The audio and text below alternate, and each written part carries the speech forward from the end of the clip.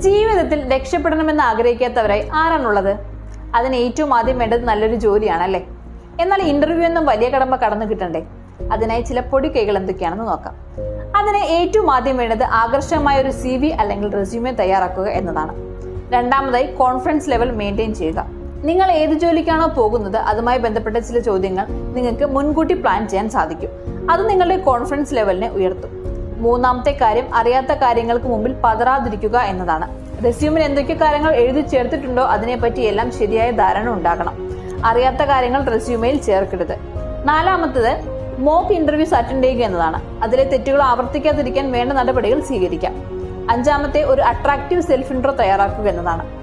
First impression is the best impression എന്നാണല്ലോ. ആദ്യം നൽകുന്ന സെൽഫ് ഇൻട്രോ ഇന്റർവ്യൂ ബോർഡിന് മുമ്പിൽ നിങ്ങളുടെ ഇംപ്രഷൻ വർദ്ധിപ്പിക്കാൻ ഇടയാക്കും. ആറാമതായി കമ്പനിയെ പറ്റി സ്റ്റഡി ചെയ്യുക. അതൊരു ഡീറ്റെയിൽ സ്റ്റഡി ആയാൽ കൂടുതൽ നല്ലത്. നിങ്ങളുടെ കയ്യിൽ നിങ്ങളുടെ റെസ്യൂമെയും എല്ലാ എഡ്യൂക്കേഷണൽ സർട്ടിഫിക്കറ്റുകളും മറ്റു ഡോക്യുമെന്റ്സും ഉണ്ടായിരിക്കണം. അതുപോലെ തന്നെ പ്രധാനമാണ് കൃത്യനിഷ്ഠ. കൃത്യനിഷ്ഠത നിങ്ങളുടെ പ്രതിബദ്ധതയെ എടുത്തു കാണിക്കുക മാത്രമല്ല നിങ്ങളിൽ മതിപ്പുണ്ടാക്കാൻ സഹായിക്കുകയും ചെയ്യും. അടുത്ത ഇന്റർവ്യൂവിലെങ്കിലും ഈ കാര്യങ്ങൾ ശ്രദ്ധിക്കുക. വിജയം സുനിശ്ചിതം.